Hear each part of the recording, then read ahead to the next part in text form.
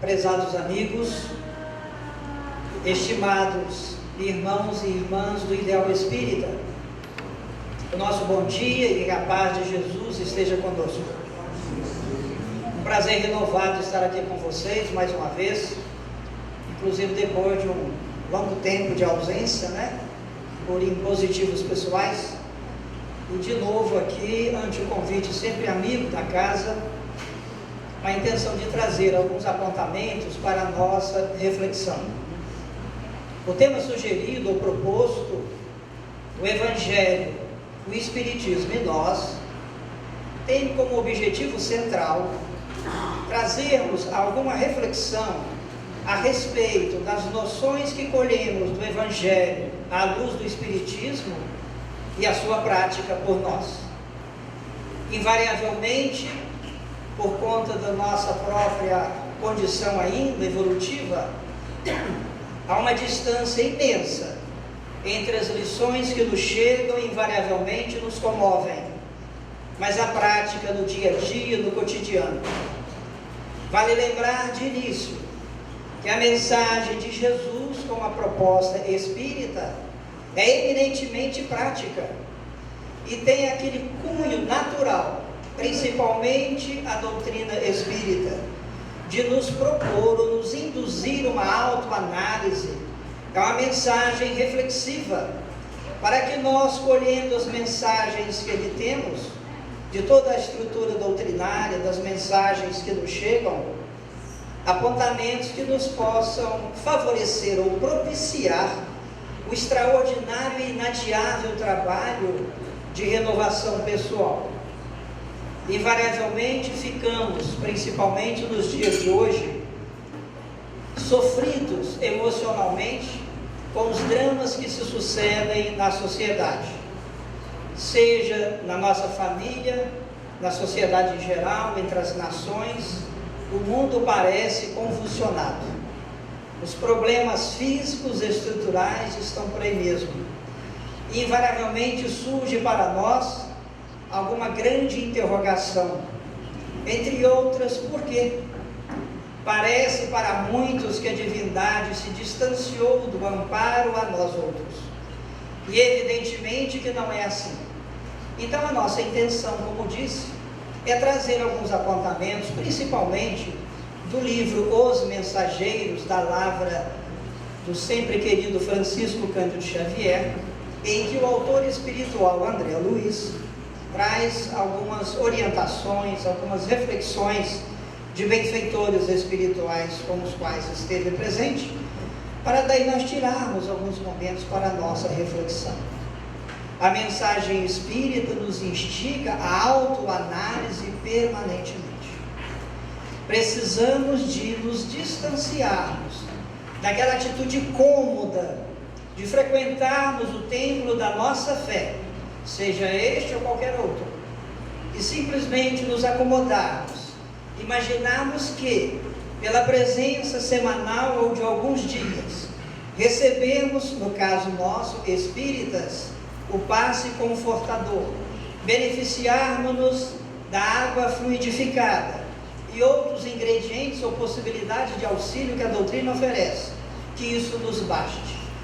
Pelas leituras que sempre fazemos, pela mensagem espírita, pela lucidez de Allan Kardec, o codificador, fica muito claro para todos nós, desse momento moderno do século XXI, a necessidade inadiável de movimentar o nosso esforço pessoal e coletivo para a melhora. Queremos um mundo feliz, é verdade, e justo. Queremos ter saúde, harmonia e paz em nossas comunidades. Mas não podemos esquecer que isso só acontecerá na medida em que cada um de nós individualmente tivermos e movimentarmos essa paz tão desejada dentro de nós mesmos. Não podemos esquecer que a família, enquanto célula da sociedade, em bom conceito, mas ela é formada por nós, as pessoas. Então, se a sociedade está doente, se as nações se degladiam, se os dramas permanecem, se as dores inquietam, é porque, na verdade, cada um de nós, ao nível coletivo, não estamos bem. E a mensagem de Jesus há 2000 anos parece que até agora tem dificuldade de encontrar terreno fértil dentro de nós. Precisamos, queridos amigos, a valorizar a mensagem de Jesus.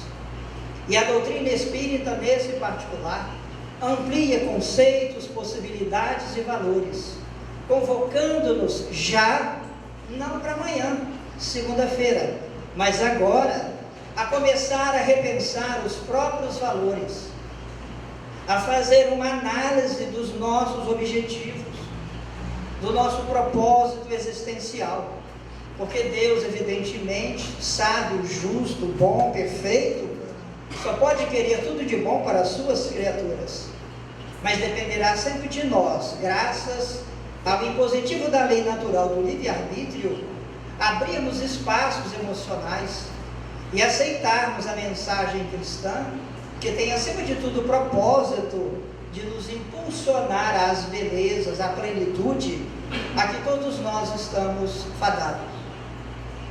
Trazemos então, como eu disse, alguns apontamentos colhidos dessa obra. E de início já apresentamos para nós uma interrogação que o Espírito Emmanuel traz na apresentação da obra Os Mensageiros de André Luiz. Na introdução, que tem por título Rasgando Véus, em que o benfeitor oferece a época de 1944 é a obra, fevereiro de 1944, e perfeitamente atual, nos alertando para os impositivos da hora. Na sua fala, Emmanuel, em dado momento, traz a seguinte indagação: como promover ao céu, em caráter definitivo, o discípulo do bem que apenas se iniciou na prática da virtude? Estaríamos enquadrados nessa interrogação?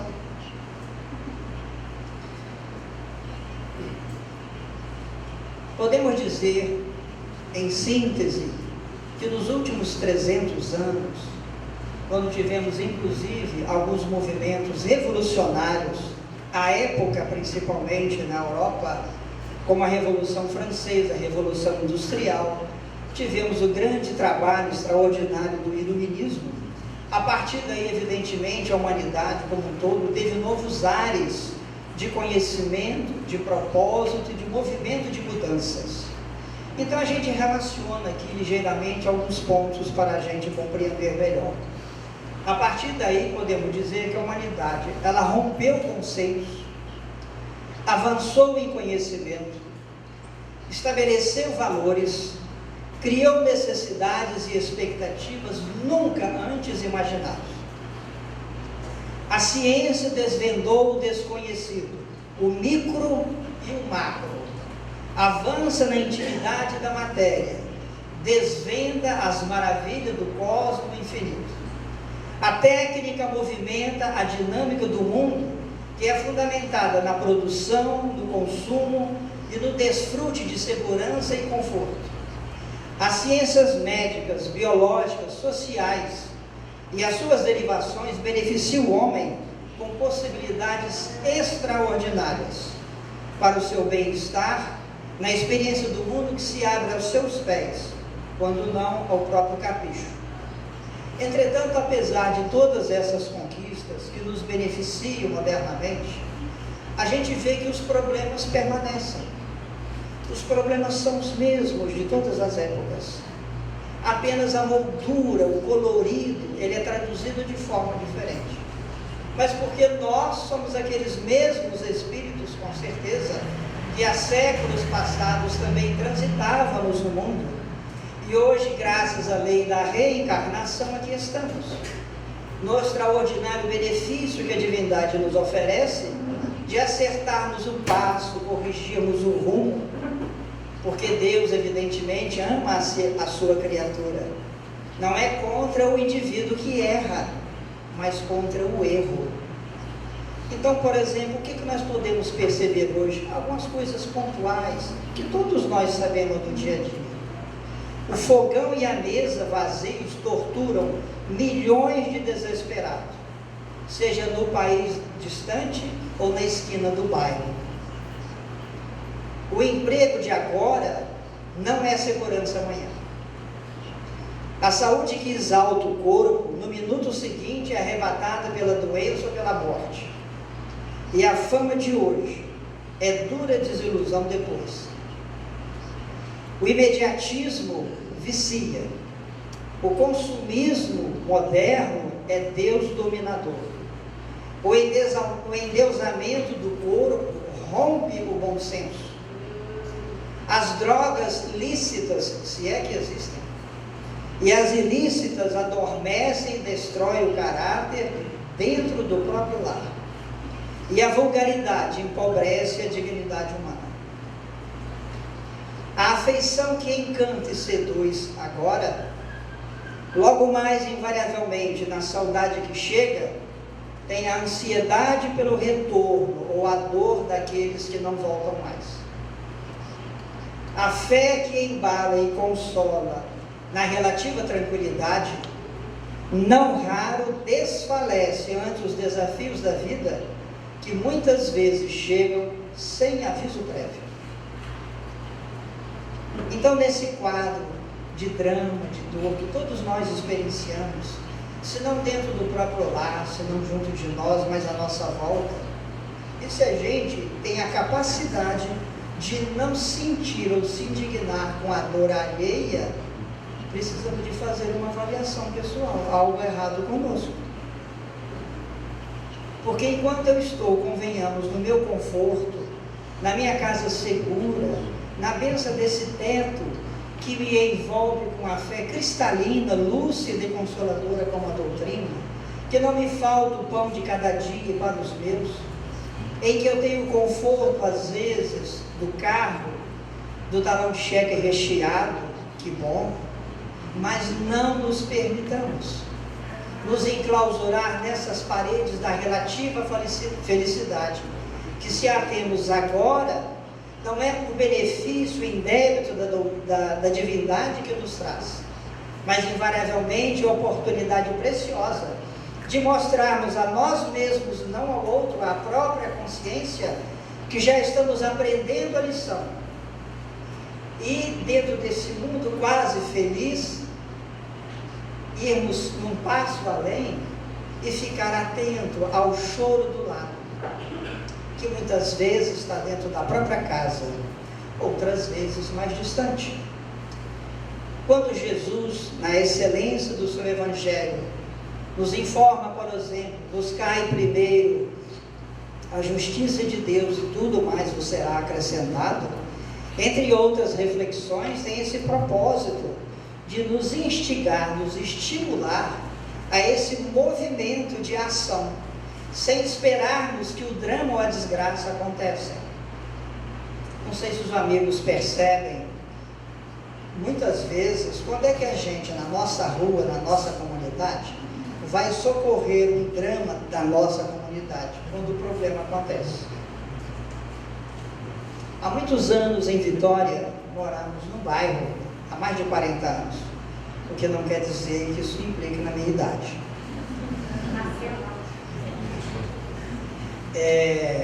Tem um morro, muitas cidades, Vitória tem muito morro, e num período de muita chuva, acabou rolando, sabe, algumas pedras, e foi um desastre para algumas pessoas que moravam à beira daquela região. Evidentemente morreram algumas famílias, foi um drama que convulsionou muito. Aí nesse momento a gente corre para ajudar e para socorrer, o que é perfeitamente legítimo, né? Não faria sentido ficarmos indiferentes. Mas a proposta do Evangelho, convenhamos, é para que nós possamos dar um passo antes de que o drama aconteça. Fala-se tanto hoje em prevenção de catástrofes naturais, prevenção da saúde, prevenção da ignorância, prevenção da violência, e a gente não acorda para a oportunidade que a vida nos oferece, muitas vezes, por pouco esforço, dar a nossa contribuição para que o drama não aconteça. Aí depois nós temos que correr e socorrer o que vale a pena. Então nós podemos entender que nesse quadro de tanto drama, que referências nós poderemos ou poderíamos ter? A nós, espíritas, há dois pilares que sustentam isso aí, que seria a excelência do Evangelho de Jesus. Por mais que a humanidade caminhe, por mais que filósofos, pedagogos, pensadores respeitáveis construam ideias, valorizem conceitos, apontem rumos, mas na base podem notar, jamais foge da essência da proposta evangélica, que em síntese podemos dizer, como o próprio Cristo, faça aos outros aquilo que quereis que vos façam.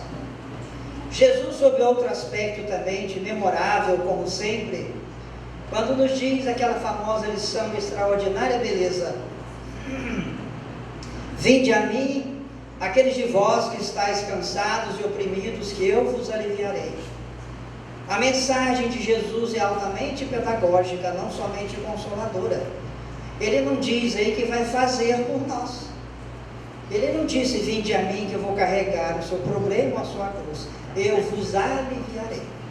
Mostrando para nós o imperativo do movimento pessoal, da ação pessoal, de reconstrução permanente dos nossos valores e dos nossos objetivos. Porque senão, amigos, ficaremos por longo tempo ainda nesse eterno ir e vir através da lei da reencarnação e pouco ganhando em conhecimento e possibilidades para nos ajustarmos à plenitude divina a que todos nós estamos fadados. Fomos criados para sermos felizes. Alguém já disse de maneira muito boa, muito bonita, que Deus nos criou por amor, para o amor. A gente não entende ainda hoje o que é bem essa coisa de amor, né? É um grande desafio para nós outros, até porque ele tem vários coloridos, várias molduras. Mas então nós precisamos de perceber que, com certeza, o Evangelho de Jesus como roteiro insubstituível e a lucidez da mensagem espírita que desdobra as suas lições, com certeza há de ser para nós o roteiro seguro que precisamos. Mas veja, não nos baste saber disso. Ninguém chega no mundo sem o objetivo certo. O acaso não faz parte das leis divinas. Não existe acaso. Mesmo no chamado caos, que as ciências investigam, estudam e aprimoram, ali se percebe nitidamente ordem. Não há acaso no universo. Nenhum de nós recebe bênçãos ou enfrenta desafios sem necessidade educativa. Muitas vezes, numa visão equivocada, imaginamos que sofre ou paga alguma coisa aquele que é carente, ou de materiais, ou de afeto, ou coisa parecida. Mas é uma visão equivocada, a doutrina espírita não fala isso. Numa das questões do Livro dos Espíritos, nós aprendemos que, quando a vida nos situa de maneira bem posta na vida, de maneira social, financeira e outras tantas, aí também, ou talvez principalmente, a necessidade do zelo pessoal, para sabermos se nós estamos aprendendo a nos movimentarmos com as bênçãos que a vida nos oferta. Então, ter carência ou se movimentar na abundância, todos nós passaremos por essas experiências. Como é equivocado dizermos também, para aquele que sofre sob algum aspecto, veja, ele merece aquilo certamente. Joana de Ângeles, como sempre, de maneira muito lúcida, numa das suas obras, nos ensina o equívoco dessa afirmação. Ninguém merece, diz ela, todos precisamos. A gente precisa de ser feliz para aprender a movimentar com dignidade no mundo de felicidade que temos. Nós precisaremos, já precisamos certamente, de nos movimentarmos num âmbito, num clima de carência qualquer, para fortalecer a nossa fé, a nossa consciência do que é digno, do que é bom, do que é certo. Então não há para a divindade beneficiários gratuitos. Muitas vezes alguém tem essa visão equivocada, mas fulano é tão feliz, nasceu num berço de ouro, porque precisa, para ver se vai agir de maneira adequada ante a ética da vida, não é essa ética ligeira, transitória nossa que criamos, com todos os benefícios que tem. Não se diz aqui com isso que aquele que tem muito dê tudo, ou distribua graciosamente, não é essa a ideia. Esse seria o perdulário, também equivocado, mas é movimentar no sentido de promover o indivíduo e a si mesmo. Nós escolhemos aqui do livro Os Mensageiros, como eu disse, um apontamento de um dos benfeitores espirituais, com quem André Luiz estabelece um diálogo, na verdadeira lição que ele lhe oferece. Diz ele o seguinte: quando o Senhor vos enviava possibilidades materiais para o necessário, regressáveis à ambição desmedida. Isso é para nós, não é para o outro não. Isso é para mim, melhor dizendo, não é para vocês. Ante o acréscimo do labor intensificado, agarraste a ideia da existência cômoda. Vou repetir. Ante o acréscimo do labor intensificado, agarrastes a ideia da existência cômoda. Tem companheiros nossos, da nossa vivência comum, próximos de nós, né? Às vezes vai chegando a uma certa idade, lá pelos 70, não sei, 75, né? Eu sou muito novo ainda, só tenho 68. E já fica pensando em se aposentar. Eu já dei 40 anos para a casa espírita. Eu nasci no berço espírita. Estou com 70 anos. Gente, convenhamos, não existe. Isso não existe. Claro que as forças diminuem, que as possibilidades de ação são menores, mas sempre poderemos e deveremos movimentar o que for possível em algum campo de ação. Muitos de vocês certamente conhecem um episódio que Divaldo relata com Joana de Ângeles, há boas décadas, quando ele estava talvez quase que começando o seu messianato mediúnico. Diz ele que ficou doente. Ele tem também seus problemas e tive um problema cardíaco, e a coisa se agravou ao lado de outros e ficou acamado, e naturalmente ele teve que suspender ou não atender alguns compromissos já agendados. Então conta ele que numa bela noite está ele esticado na cama e aparece Joana de Ângeles, a sua mentora, e o pergunta: meu irmão, o que está fazendo aí? Minha irmã, você não vê? Eu estou muito doente, preciso de repouso. Fala, mas como? Pois é, meu irmão, eu diria para a senhora que eu estou 80% morto. E ela fala, mas qual o problema? Eu estou 100% morta e continuo trabalhando. Tem uma dose de humor, não é? Mas é a lição que a gente acorda. Jesus também, na sua fala, entre outros, sempre disse e afirmou categoricamente: o Pai jamais deixa de trabalhar. A própria dinâmica da vida material, na sua essência, é movimento permanente, porque se para, fica estagnado, estraga, arruína. A dinâmica da vida não comporta esse espaço que a gente se pretende dar. Claro, meus amigos, que tudo, como eu disse no início, tem os seus limites.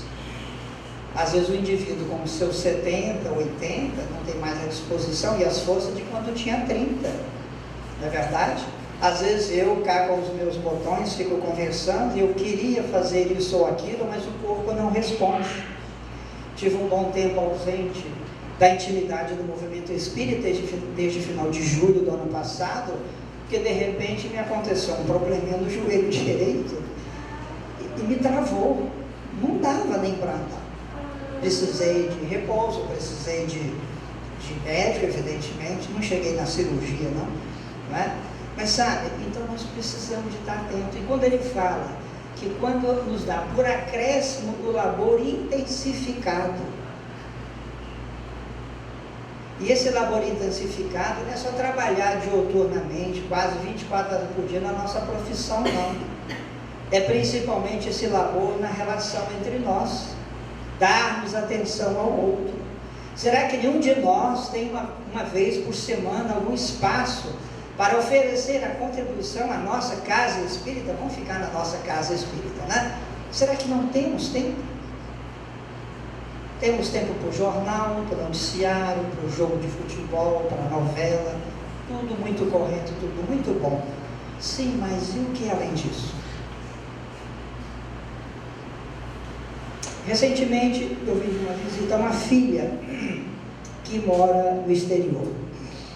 Foi ganhar neném, e como eu nunca fui lá, ela está lá há mais de quase 15 anos, obrigado a uma cobrança amorosa, eu não tive como recusar, fomos lá.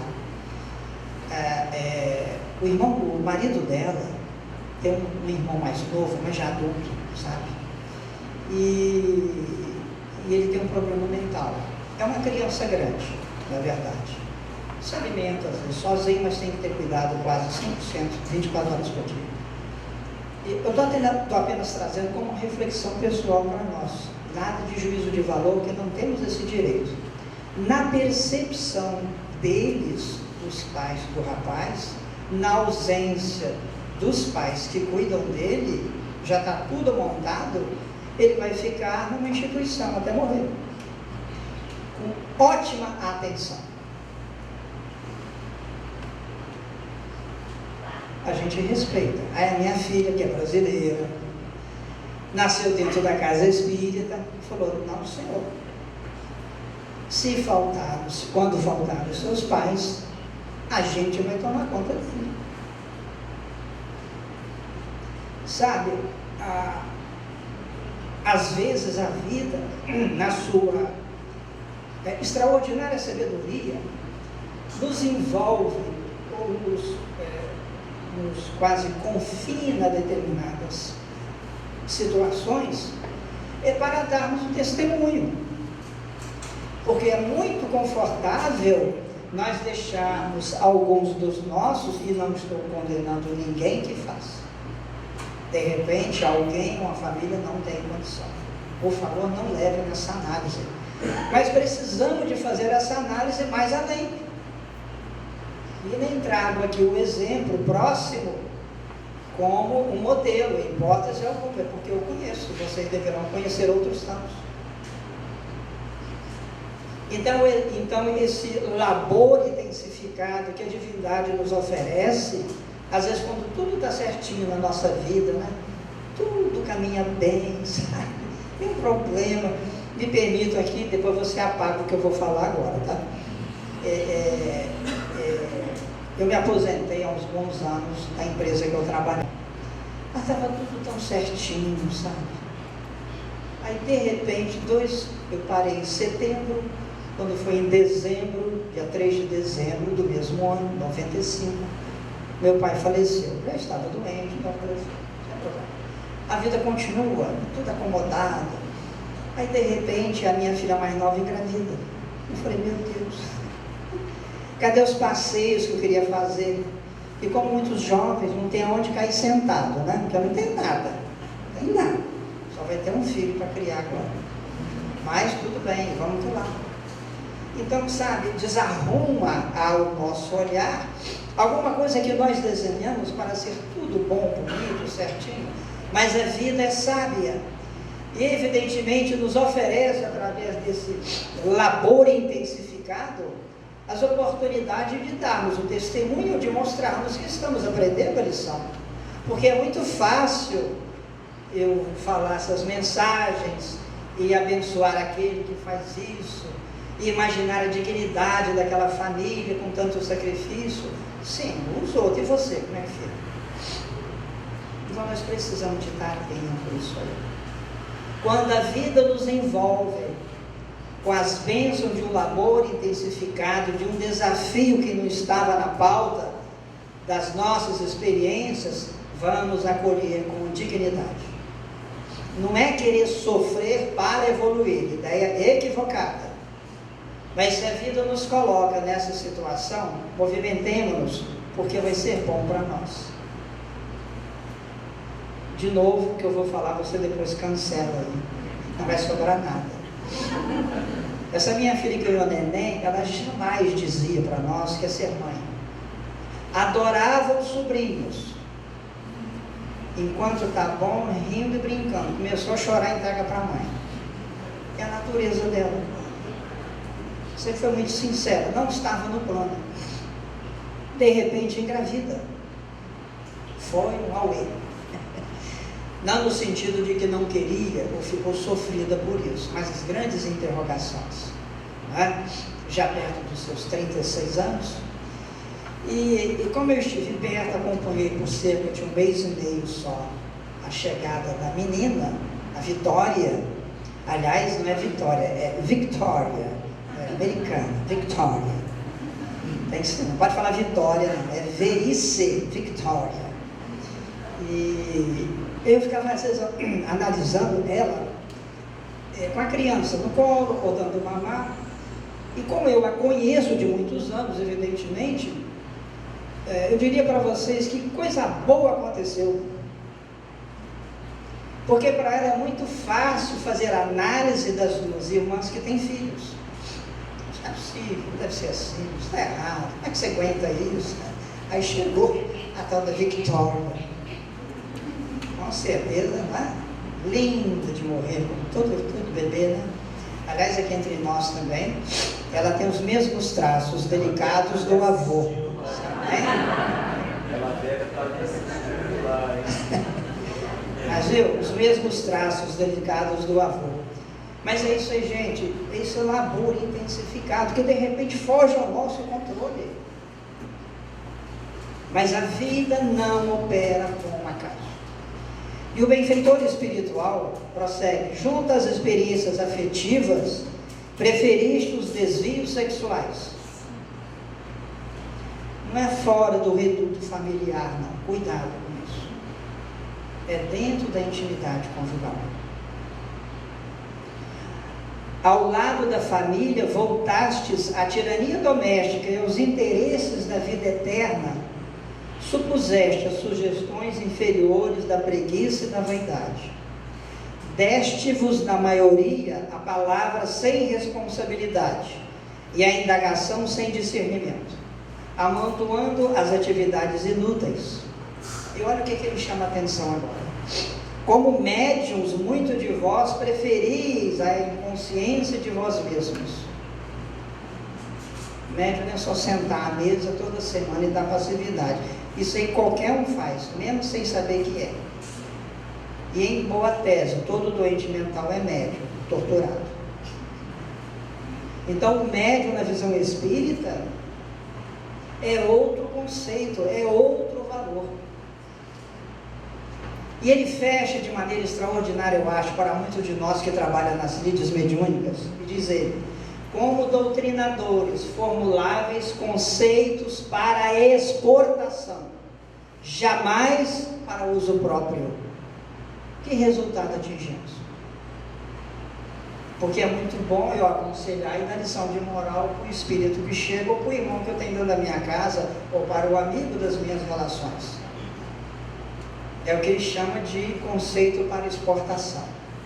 Tipo, na linguagem nossa familiar: faço o que eu mando, mas não faço o que eu faço.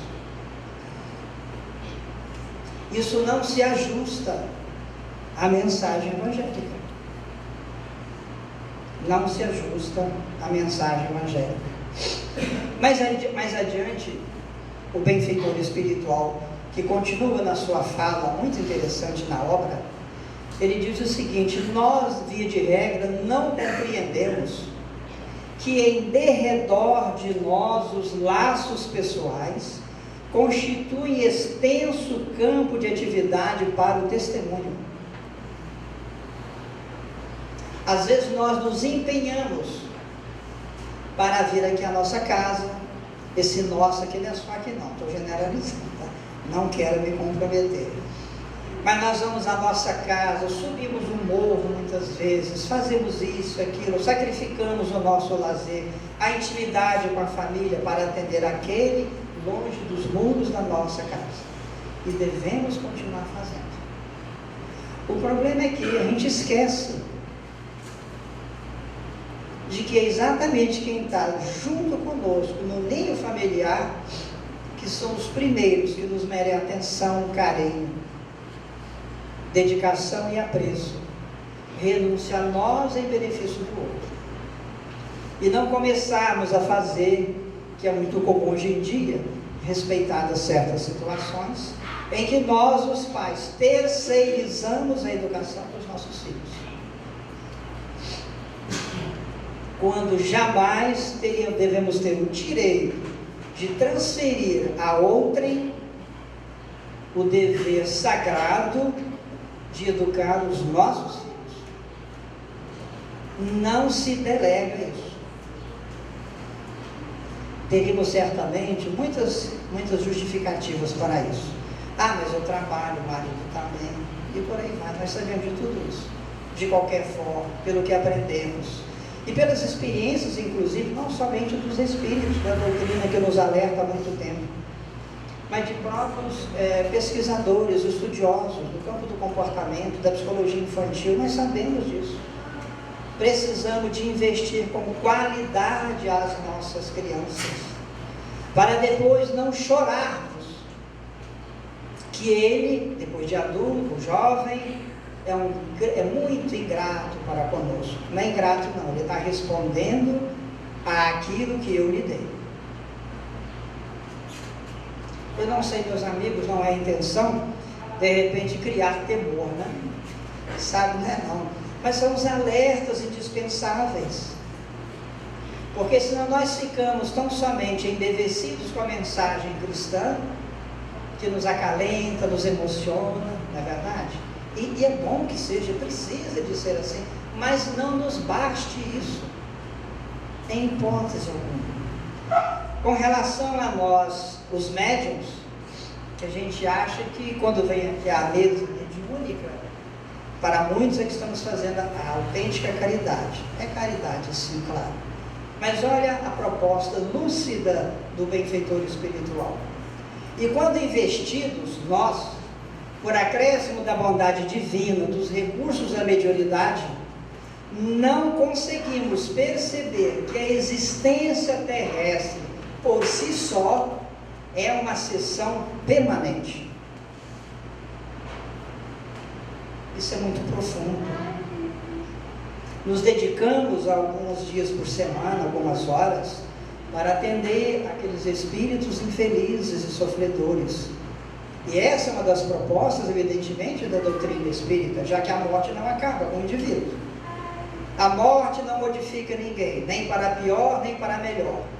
É apenas um portal para a grande realidade da vida espiritual, de onde viemos e para onde retornaremos. Aonde estamos hoje é o mundo dos efeitos, lá é o mundo das causas. Ali a origem. Por isso que ninguém fica, como diz o ditado, para a semente. Cedo ou tarde, todos nós retornaremos à nossa realidade espiritual. Mas se nós não percebemos que a existência terrestre, nas suas várias situações e circunstâncias, como ele diz, é uma sessão permanente, sessão para quê? Para amparar, esclarecer, alertar, abraçar, amar. Porque olha gente, se eu não faço isso com os meus lado a lado encarnados, quando eles desencarnarem, aí vão ter que ser atendidos aqui. Vão ser atendidos aqui, mas a responsabilidade ficou para mim. A coisa realmente é séria, né? Na sequência da proposta do benfeitor, tem um texto. Eu vou me permitir ler pela profundidade dele, que me chama para reflexão. A concepção humana do socorro divino é viciada desde muitos séculos. A criatura pressupõe no amparo de Deus o protecionismo do sátrapa terrestre. Sátrapa é aquele indivíduo, principalmente em época mais recuada, em que tomava conta de alguns bens do Estado ou de particulares. Na verdade, negociava. E muitos de nós, às vezes, imaginam que Deus negocia conosco. olha, vamos fazer o seguinte, eu vou ser médico 30 anos e o senhor me socorre. Né? Eu vou fazer aquilo e as bênçãos de Deus me chegam. Isso é muito comum em nós. E sabe por quê? Porque muitos de nós é espírita agora. E as religiões dogmáticas, conquanto respeitáveis, sempre nos trouxeram essa noção equivocada de comerciar com Deus. Se chama simonia, o comércio das coisas sagradas. É porque Simão foi o indivíduo que tentou comprar de Pedro as possibilidades de cura que ele realizava à época, daí simonia. E ele continua: espera, nós homens, humanos, espera a perpetuidade de favores materialísticos, injustificável destaque entre os membros felizes, dominação e louvor permanente. É o velho ego, o velho egoísmo que fala alto dentro de nós. Precisamos de ter consciência disso, mas ir desbastando essas arestas pouco a pouco, fazendo realçar a beleza da humildade, que dia, cedo ou tarde, há de realçar, porque o propósito de vida de todos nós sermos perfeitos, plenos, plenificados. Já imaginaram alguém plenificado, quase perfeito, dizer mais ou menos assim: olha, eu tenho orgulho de ser humilde? Mas não é? Passa mais ou menos por aí. Se tem orgulho de ser humilde, não pode ser humilde. Costuma guardar serviço, estima entendimento, mas desdenha servir, estimar e entender, quando não seja em retribuição. Aí eu destaco aqui uma frase: o subsídio celeste traduz-se por benditas oportunidades de trabalho e renovação. Chega muitas vezes ao círculo da criatura como se foram gloriosas feridas, magníficas dores, abençoados suplícios. Difícil, né? Você imagina, para quem não é espírita, né? Para quando grande parte daqueles outros fiéis, distanciados do entendimento espírita, a doença, o desafio, o problema, a carência é uma desgraça. O viés espírita não é assim. Porque então está tudo errado, a começar de Jesus. A teologia do mestre não é a teologia da prosperidade, a não ser que seja da prosperidade espiritual. E para tanto impõe sacrifício, renúncia.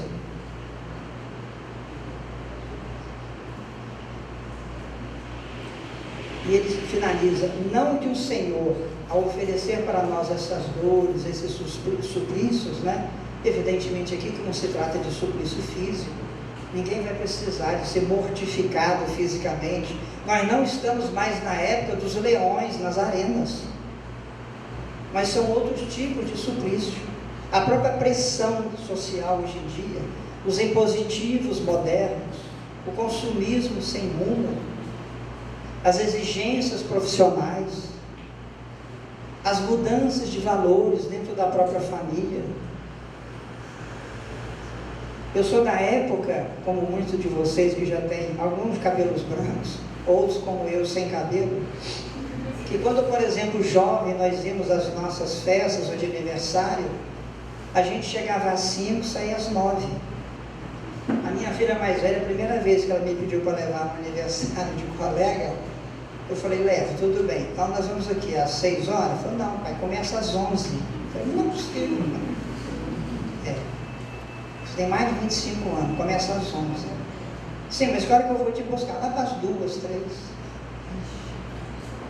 Estou dizendo que está errado, não. Estou dizendo que está errado. Mas sabe, essa coisa muda. Para a gente, eu sou do milênio passado, gente. Eu sou do milênio passado. Então nós temos que fazer um reajuste interior, não é? Fazer um ajuste de valores e aprender a conviver, sim, para que o diálogo permaneça, se estabeleça. É assim que funciona. Então o autor propõe o seguinte: não que o Senhor intente, ao oferecer a nós essas chamadas dores, sofrimentos, desafios, não que o Senhor intente transformar discípulos em cobaias, mas pela imposição natural da obra educativa, em que a lição do aluno atento e fiel deve interessar a classe inteira, o que quase sempre parece sofrimento e tentação, constitui bem-aventurança, transformando situações para o bem e para a felicidade eterna. Essa é a proposta da doutrina espírita. Não que esteja embutido aí de maneira implícita ou não a ideia de que só para sofrer ou seguir para Deus nós temos que padecer horrores. Não é isso. Mas pela própria evolução, do estágio evolutivo de nós outros, evidentemente que esses desafios se estabelecem. À semelhança de qualquer um de nós, quando nós estamos no colégio, numa universidade, ou sob o impositivo de preparo para um concurso qualquer. Não é verdade? O indivíduo precisa se preparar.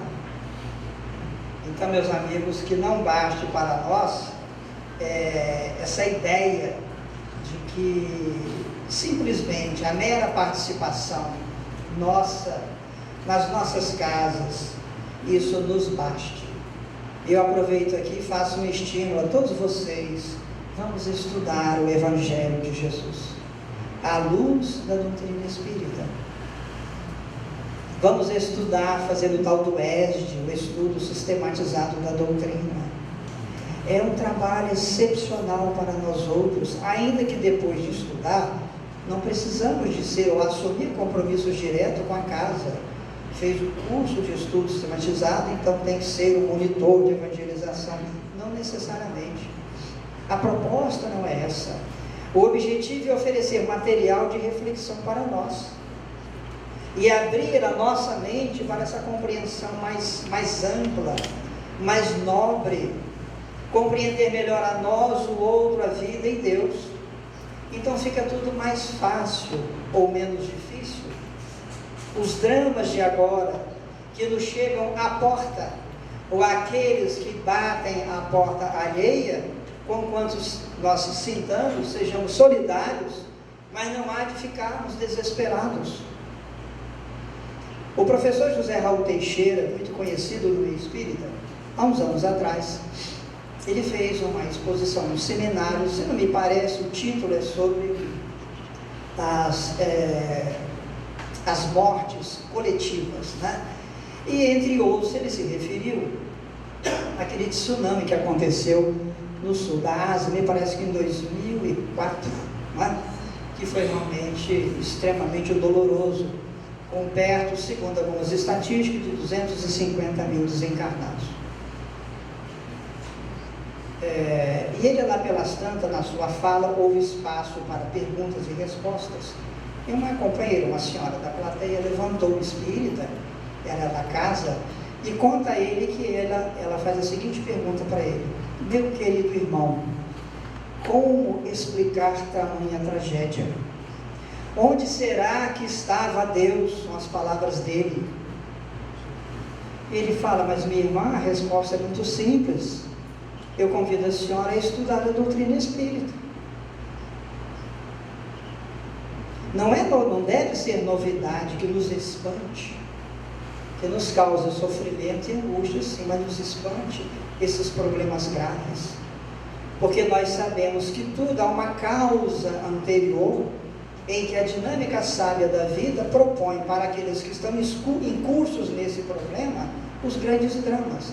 Recentemente tivemos em Santa Maria, no Rio Grande do Sul, um lance terrivelmente doloroso. É verdade.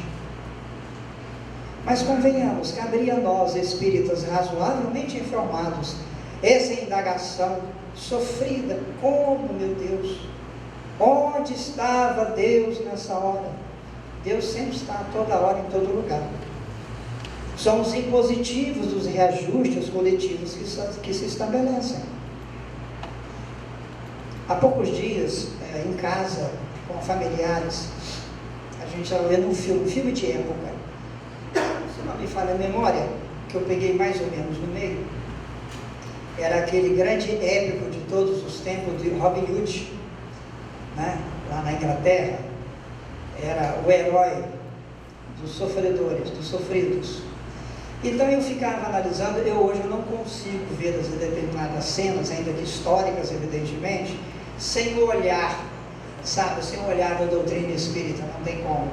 Então, como lá aconteceu, e recentemente nós sabemos que acontece no mundo inteiro, aquele soldado, aquela soldadesca infeliz, torturada, invadiam aquelas aldeias, as pessoas simples não tinham nada, e simplesmente quando não as matavam, as feriam mortalmente, as colocavam nos seus ambientes em celeiros que eram cobertos de folha seca, e simplesmente botavam fogo. E eu fico pensando, meu Deus, como a vida vai corrigir tamanho desastre moral? Não estamos aqui fazendo nenhum julgamento, que não nos cabe. Quando nós nos lembramos, no Brasil mesmo, na década de 60, o incêndio do circo, parece que mais de 600 pessoas desencarnaram, inclusive crianças. O edifício Joel, em São Paulo. Mas veja, a correção que a lei divina nos impõe não precisa de chegar a esses dramas dantescos. Cada um de nós, dentro do que sabe, dos valores que tem, poderá e deverá construir sim o seu amanhã, de maneira feliz ou infeliz. Então, quando os benfeitores nos falam dessa forma, alertando para nós a necessidade de mudança interior, é uma mudança de profundidade, não superficial. O passe que recebemos na casa espírita é altamente positivo e confortador. Mas não é uma terapia de profundidade que modifica valores. Nos socorre com a bênção das energias boas, saudáveis, terapêuticas, que precisamos nos beneficiar. Então a gente vê que vai muito além disso aí. E o autor finaliza, dentro de um texto muito longo, dizendo o seguinte: vale considerar que a genuflexão não soluciona questões fundamentais do espírito, nem a mera adoração à divindade constitui máxima edificação. Em verdade, todo ato de humildade e amor é respeitável e santo, e incontestavelmente o Senhor nos concederá suas bênçãos.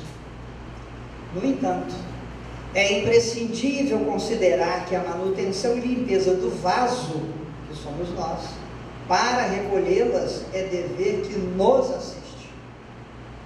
Ninguém vai fazer por nós. Por isso que a mensagem espírita, ela tem esse cunho, esse propósito essencial de promover ou propiciar a cada um de nós movimento interior, interno, de mudança para melhor. É a chamada, aquela consagrada frase de reforma íntima, que todos nós estamos convocados a realizar. E cada um de nós tem um tempo para isso, tem uma maneira de fazer isso. Não existe uma fórmula padrão.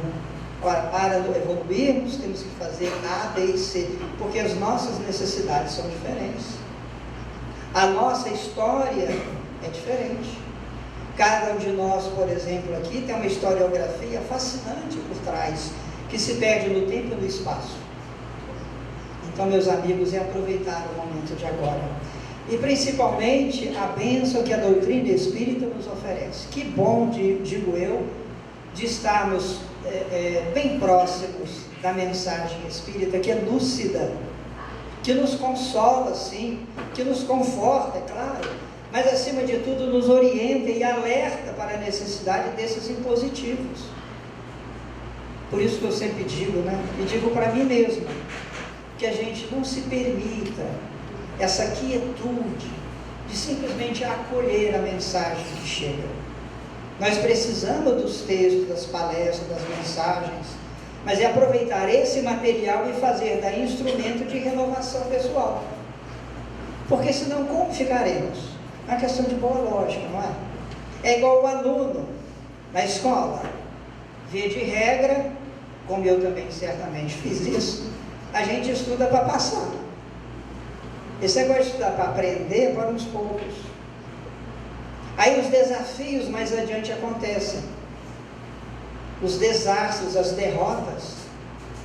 Veja que nós, nas nossas casas, nas nossas famílias, isso é histórico, isso é antropológico, nós não fomos orientados ou criados a aprender a perder. Alguém em nossa casa já nos ensinou o que é perder e como a gente se movimentar com as nossas perdas? Isso não acontece, é muito raro. Não acontece. A gente só promove, só ensina, só estimula a ser o quê? Está em primeiro lugar.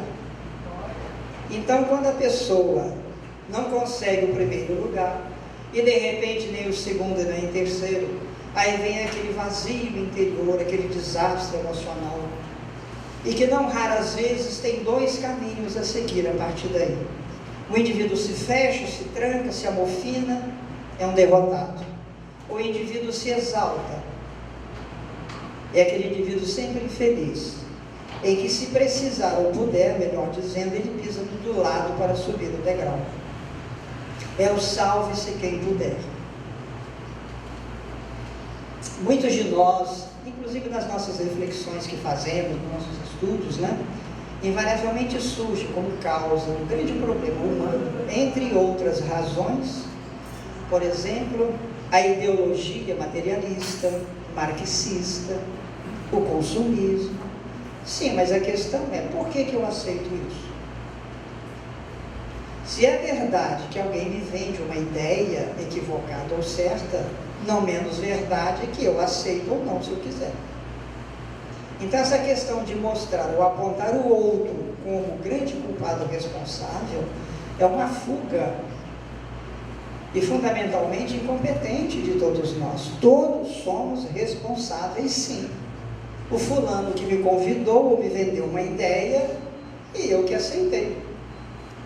Meu Jesus, esse relógio seu não dá não. Eu estou esperando chegar nas 10 e não passa do jeito. Às vezes eu vou fechar. Hein? São 10 horas agora. Vocês me permitam, já estou chegando no finalmente. Daí a gente volta aqui naquela grande questão que Emmanuel apresentou no início do livro. Como promover ao céu em caráter definitivo o discípulo do bem que apenas se iniciou na prática da virtude. E eu fecho com os amigos um interessante apontamento. O escritor Hermínio Corrêa Miranda, muito conhecido, ele realmente de uma responsabilidade, uma beleza literária invulgar. Recentemente um livro dele chamado Autismo, uma leitura espiritual, escrito em 1998. E nessa obra, o Hermínio Miranda, com muita competência, como sempre, ele faz uma análise sobre os chamados autistas e traz alguns registros ligeiros do chamado idiota savant.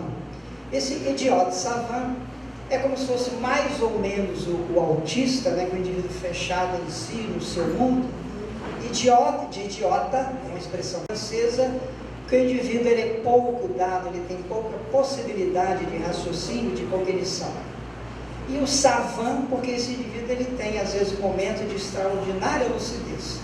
Ele cita alguns exemplos curiosos de um indivíduo que, se você perguntar a ele, digamos, 500 anos para trás, ou 500 anos para frente, que dia é quarta-feira de 2230, em questão de segunda te falo. Se você for calcular, está certinho. Se ele for conversar com você, ele não consegue. O interessante é que ele traz, então, um texto que ele chama de brilhante, de uma paciente não identificada, do Dr. Darro Trevet. E ele era psiquiatra da Universidade de Wisconsin, nos Estados Unidos. Esse Dr. Trevet é uma autoridade mundial no assunto, no campo do estudo do autismo. E eu vou registrar para vocês, quero compartilhar uma interessante reflexão que essa paciente do médico fez. Ela é autista. Ela diz o seguinte: vivemos num planeta redondo, E por isso admitimos que todos os planetas sejam redondos como aquele na qual vivemos. Deus, contudo, ao espraiar seu olhar pelo universo, vê planetas de todos os tipos, redondos, quadrados, oblongos, ovais, uma enorme variedade de formas. Não são todos redondos, como aprendi nas aulas de ciência. O que acontece antes de você nascer é que Deus escolhe sua alma. Se você tem uma alma redonda, diz a autora autista, ele coloca no planeta redondo. Se você tem uma quadrada, ele te põe no planeta quadrado. E se você tem uma alma oval, espera-se que ele encaminhe você para um planeta oval. No meu caso, ele, Deus, cometeu um equívoco, porque evidentemente ela era fora do centro da realidade dita normal. No meu caso, ele, Deus, cometeu um equívoco. Tem uma alma oval e ele me botou num planeta redondo. A escola, meus pais e até o senhor, Dr. Refé, diz ela, insistem na tentativa de encaixar minha alma como se ela fosse redonda, como a dos outros. Estou me decompondo na escola e quando me formar, simplesmente cederei meu lugar a um novo futuro cadáver de olhos brilhantes. O Emílio C. Miranda, vou fazer em síntese, ele faz a seguinte consideração sobre o texto dessa autista. Não se trata com certeza de uma escolha pessoal de Deus, mesmo porque Deus não é uma pessoa. Ele age pelas suas leis, e é o nosso procedimento perante a lei que determina que tipo de condição de vida teremos. E mais, Deus não se equivocou ao colocar a autora oval em nosso planeta redondo. Alguma coisa ocorreu na sua pré-história espiritual que a programou, embora oval, para viver no planeta redondo. Talvez um modo didático de ensinar aquela alma oval a enfrentar situações adversas, a fim de expandir sua experiência no complexo ofício de viver. Eu achei fascinante. Isso aqui dá uma palestra. Então a gente viu o seguinte: sejamos nós oval, redondo ou quadrado, e sejamos no mundo quadrado, redondo ou oval, ofereçamos o melhor de nós. Ninguém nasce de maneira equivocada. Ninguém padece desafios sem necessidade educativa. Nenhum de nós recolhe bênçãos sem o necessário merecimento. A vida é um convite à beleza, ao entendimento, à fraternidade e à paz. E que cada um de nós possa oferecer o seu contributo miúdo, singelo. Ninguém precisa de saber. Mas que possamos nos movimentar, como nos recomenda invariavelmente Jesus. Amai-vos uns aos outros, como eu vos amei. É a grande lição, sem a qual estaremos sempre repetindo renovadas experiências, para depois de muito sofrimento e angústia, alcançar as plenitudes do céu. Muita paz.